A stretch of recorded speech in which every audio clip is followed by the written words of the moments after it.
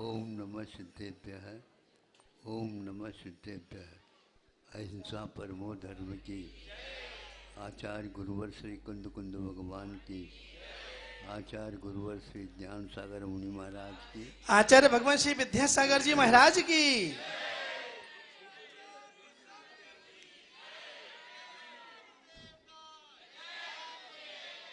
आज श्रुत पंचमी के दिन जो यहाँ पर आचार्य श्री के विचारों के पुष्टि के लिए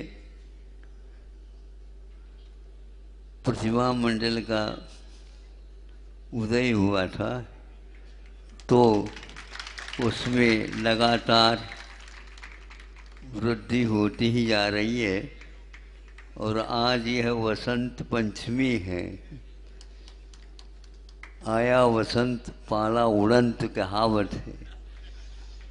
सर्दी का अवसान होता जाता है और ग्रीष्मकाल का स्वागत होने से पूर्व में वसंत ऋतु का यह आना होता है। इसमें प्राय करके पंच कल्याणक मुहूर्त खुल जाते हैं।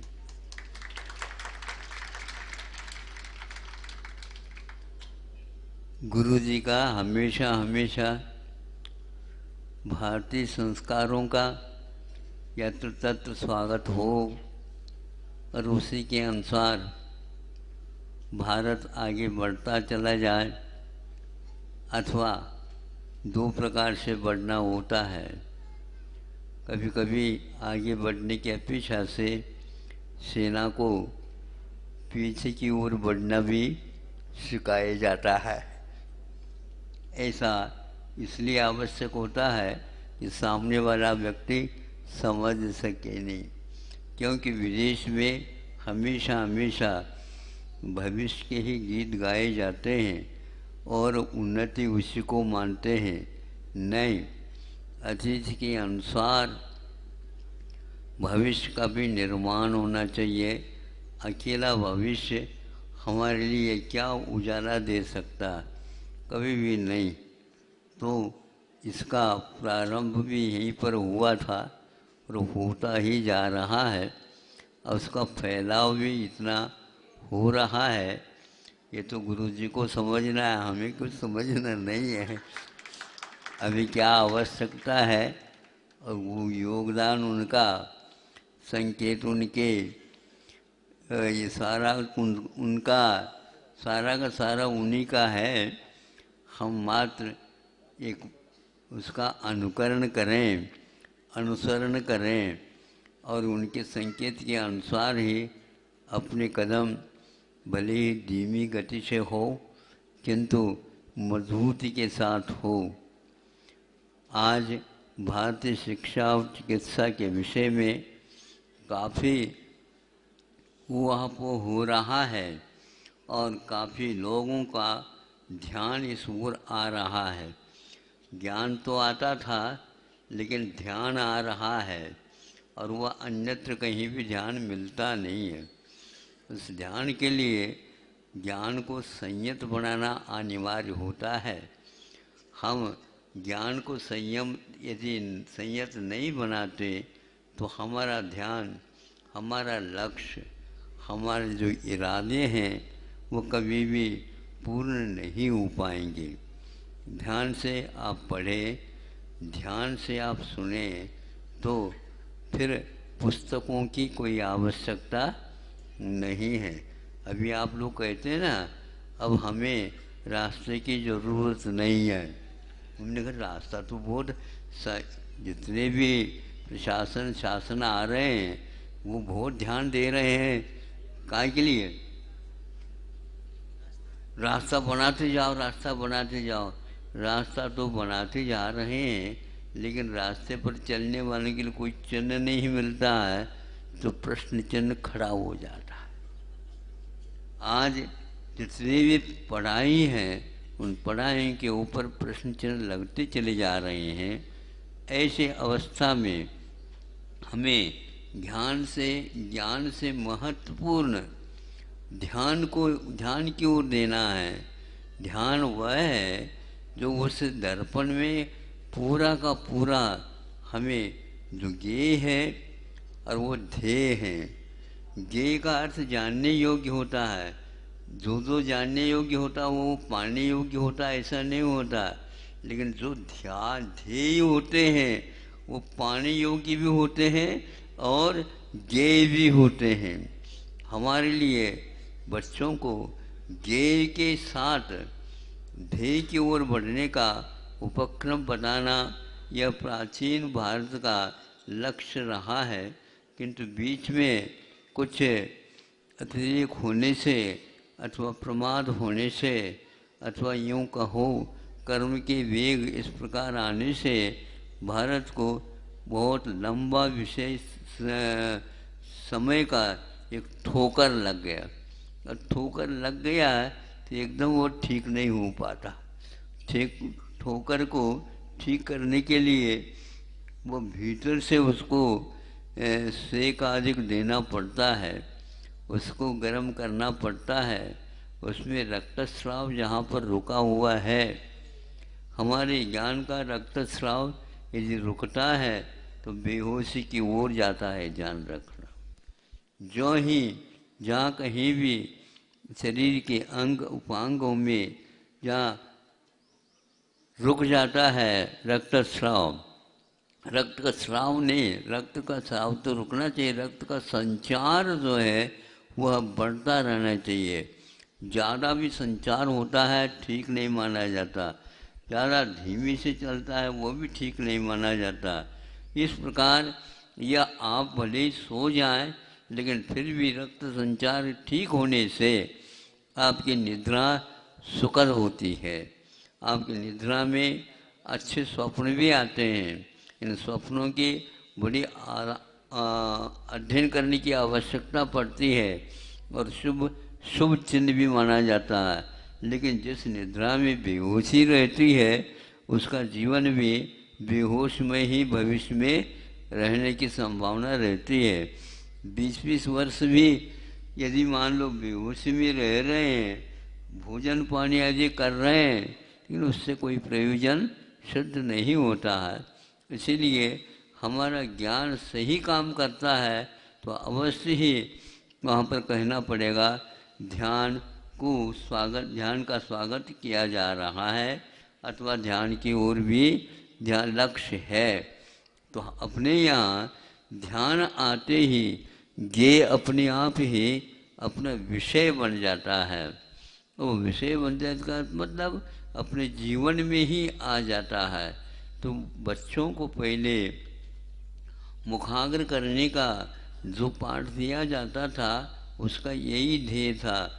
जो ही विदेशी पद्धति शिक्षा की आ गई तो मुखाग्र करने की कोई आवश्यकता नहीं। तो मुखाग्र करने की आवश्यकता नहीं है तो ज्ञेय को वह विषय बना ही नहीं सकता।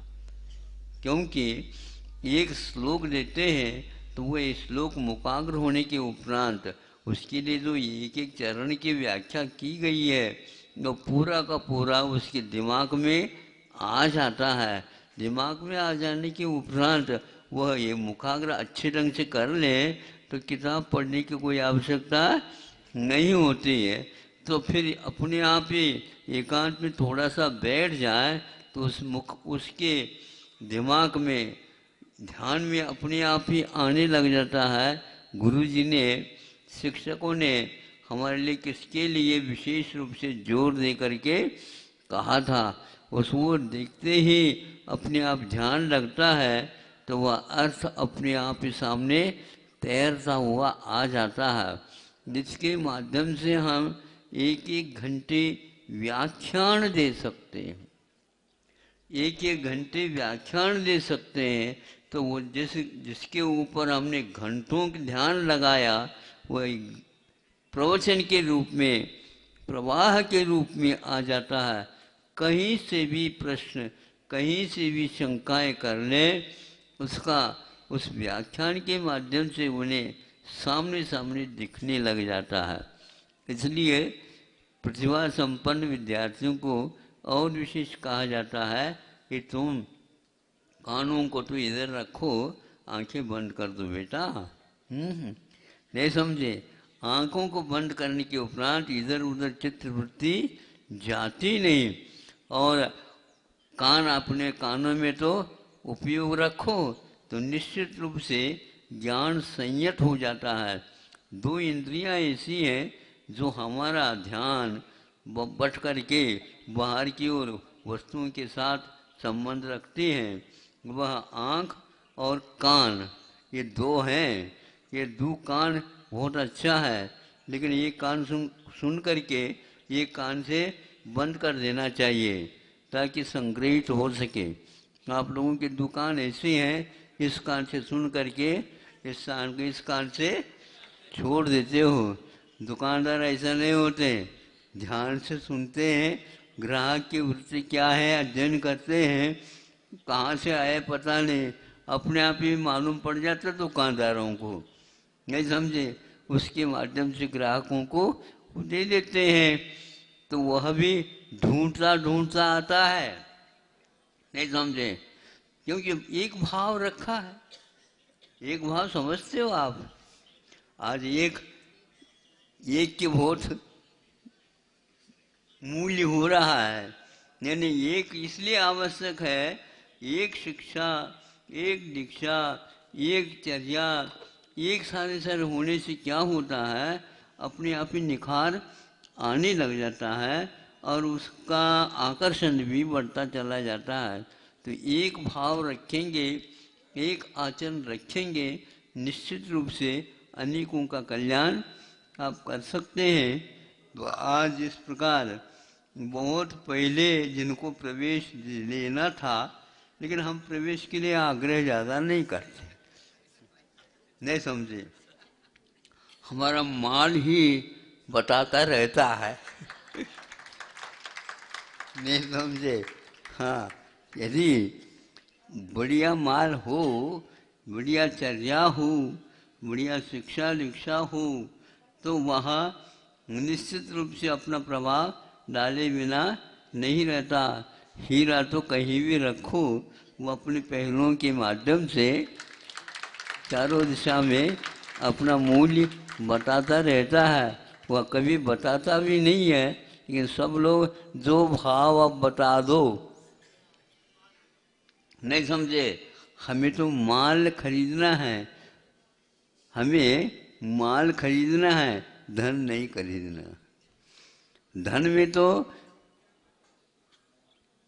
प्रतिशत होता है और माल में 60% होता है। और यूँ कहना चाहिए गुणित क्रम से वह माल, तो हीरे के पास क्या कीमत है, क्या मूल्य है, बताने की आवश्यकता नहीं। हीरा अपने आप ही बताता जाएगा, वो रुकेगा ही नहीं। खरीदने वाला भी मालो माल हो जाता है, और खरीद जो मालिक जो है स्वामी, वह भी मालो माल हो जाता है। और एकाध बार कहीं एक साल में या 10-15 साल में भी एक ग्राहक आता है, तो वह दुनिया में विज्ञापन अपने आप ही हो जाता है। ज्ञापन का इतना महत्व नहीं होता है, किंतु उसका अपने आप में जो महत्व है वह है। तो ज्ञान में कितने पहलू हैं, ये हम ध्यान से ही उन पहलुओं को बना सकते हैं और उनको उद्घाटित कर सकते हैं। गिनना मुश्किल होता है, कि गिनने की आवश्यकता नहीं पड़ती। उसकी झिल्लियाँ आ करके जब हीरे की और इत्यादि रत्नों की पड़ती है, वहाँ पर परिसर एकदम झिलमिलाने लग जाता है। उसी के माध्यम से उसका मूल्य देखने में आता है। यदि मान लो कोई भी कहीं भी वह नग पहन रखा हो, तो पूरे एक प्रकार से मुख ही उसका, बोलो क्या होता है, हाँ अपने आप ही, हाँ झलकने लग जाता है, तो उसके माध्यम से उसका मूल्य क्या है अपने आप ही मौलिकता उसकी सामने आ जाती है। इसी प्रकार आप लोग धर्म की प्रभावना अर्थ विशेष जो बातें हैं उसकी कोई आवश्यकता नहीं है, सामान्य रूप से इसको स्वीकार कर लो कि अपने आचरण में और अपने सिद्धांत में आस्था में बरकरार अपने को एक रखना चाहिए। और वह यदि अपने पास है तो पढ़ने की कोई ज़्यादा आवश्यकता पड़ती ही नहीं, वो झलकता रहता है और उसका मूल्य और सामने आता जाता है। जिन्होंने आज इरादा किया है और आकस्मिक ये सब कार्य हो गया है, कल शाम तक तो इसका थोड़ा थोड़ा लग रहा था अनुमान, लेकिन अनुमान तो अनुमान होता है, लेकिन सुबह सुबह प्रमाण के रूप में कि वर्षों काम अध्ययन आचरण और संस्कार स्वयं को लेते हुए देते हुए आ रहे थे। अब क्योंकि कभी कभी पहनाव में अंतर आने से भी के महत्व अपने आप में बढ़ जाता है, लेकिन विदेशी पहनाव में और इस पहनाव में बहुत अंतर है। विदेशी पहनाव अब भूल करके भी आएगा ही नहीं, देसी पहनाव की ओर आने के लिए थोड़ा सा समय तो लगता है। छोटे बच्चों का आकर्षण विशेष रूप से विदेश की ओर जाता है।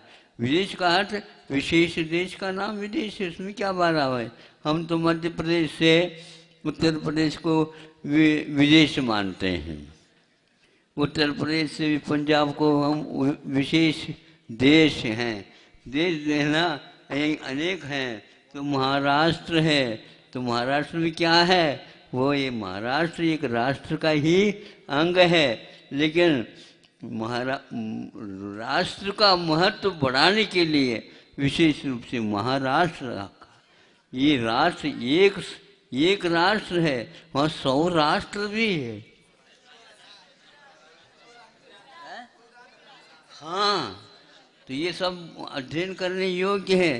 कोई भी संसार में ऐसा नहीं 100 राष्ट्र मिल करके एक राष्ट्र का अंग बन जाए, ऐसा है यहाँ पर। इसलिए भारत के कोने कोने में जो संस्कारों के रोपण हुए हैं और आगे वह फसल खड़ी होगी, इसके बारे में ज़्यादा बताने की आवश्यकता नहीं। आप लोग थोड़ी सी अध्ययन करते हुए कदम चलना प्रारंभ कर दीजिए तो अपने आप आ जाता है। अब जिस उद्देश्य को लेकर के उन्होंने प्रतिमा मंडल में प्रवेश किया है, उनका लक्ष्य अच्छा हो, पूर्ण हो और आगे उनसे और भी व्यक्ति तैयार हो जाए। यहाँ पर अकेले नहीं हम भर्ती करते हैं, पहले वे संकल्प उनका है क्या नहीं पूछताछ करते हैं। जैसे ही हमने प्रवेश किया उसी प्रकार और भी व्यक्ति प्रवेश आते रहेंगे। वो तो हाँ, कहीं सेल्स में अच्छा खड़ा हो जाता है ना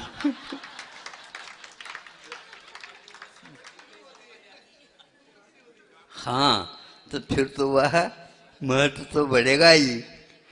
तो ऐसे करके कि सामने वाला व्यक्ति गुमराह जो हो रहा है, कि भ्रमित हो रहा है, उसको थोड़ा सा अच्छे ढंग से समझा करके और उसकी चर्या को, उसके आचरण को, उसके व्यवहार को एक प्रकार से मौलिकता लाने के लिए प्रयास की आवश्यकता है। ज़्यादा संख्या की ओर तो हम देखते ही नहीं हैं, लेकिन वह संख्या अपने आप में बता भी सकती है कि कम संख्या में भी बहुत कुछ है।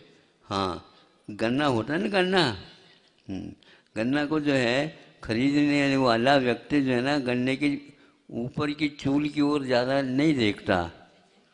कहाँ देखता है? कभी खाया है कि नहीं गन्ना?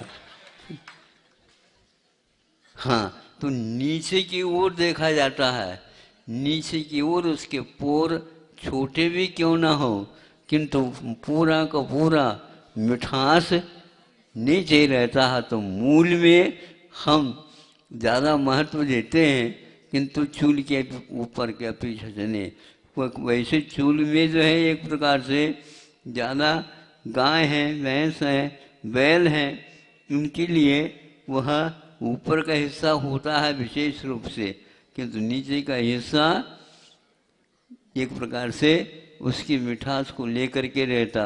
कि हमारे चर्या में यही होना चाहिए कि हम मूल तक, सिद्धांत तक पहुँचें और उस सिद्धांत की जो मिठास है वह सब जगह वितरित हो। यह वितरण हमारे यहाँ बहुत महत्वपूर्ण है। वर्णन इतना नहीं, किंतु वितरण अपने लिए बहुत काल, इसलिए वह वितरण यानी पार होने का रास्ता यदि है तो भारत का लक्ष्य हमेशा हमेशा अपने पास नहीं, किंतु वितरण का महत्व ज़्यादा है। वह पैदा करता है, उससे भी ज़्यादा महत्वपूर्ण उसका वितरण का उसकी वितरण की शैली बहुत ही अद्भुत है। इसलिए वह दुनिया में एक प्रकार से अग्रणी के रूप में खड़ा है। तो अब धीरे धीरे इस प्रतिभा मंडल, प्रतिभास्थली के स्थान के कारण लोग दूर दूर से आकर के उसमें प्रवेश भी पा रहे हैं और विशेष शिक्षा के निमित्त से संस्कार क्या होता है और क्या अपने जीवन में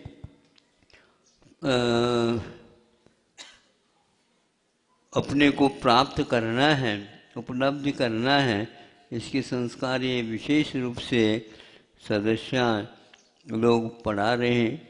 और इनका यहाँ शिक्षण यहाँ पर उनको कुछ नहीं मिलता है, किंतु संस्कार मिलते हैं और लक्ष्य बनाया जाता है और छात्राओं को यहाँ पर उनसे संस्कारित किए जाते हैं।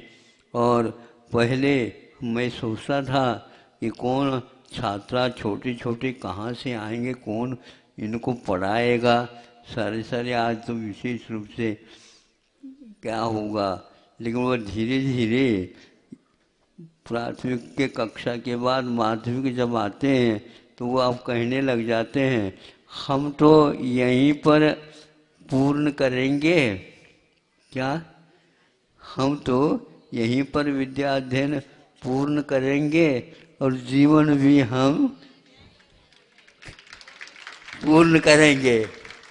ऐसे कि पूजन भी होती है तो फिर इसके उपरांत जयमाला महाअर्घ भी।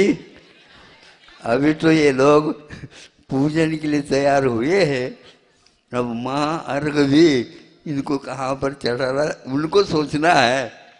कभी कभी पूजन से जयमाला लंबी चौड़ी होती है, नहीं समझे, और उसमें सब सार भरा हुआ रहता।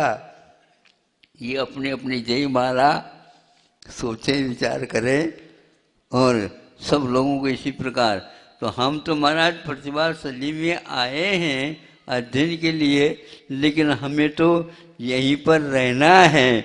आज ही हम बता देना चाहते हैं। एक छात्रा आई थी, महाराज हम तो ऐसे छात्रा नहीं हैं कि हम आकर के चले जाएं, आप याद रखिए हमें। ऐसे कहा उसने कि हम आए हैं और यहीं के लिए आए हैं, आपको भर्ती कराना है तो कराओ, लेकिन हमें तो यहाँ से जाना है ही नहीं है, हम जाने के लिए थोड़ी आएंगे। हमने कहा ऐसे ग्राहक आ जाए तो प्रतिभास्थली तो खूब दिन दुगुनी और रात चौगुनी बढ़ेगी।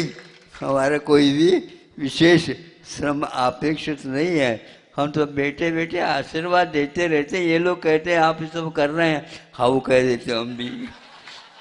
कौन कर रहा है ये तो भगवान जानते ही है।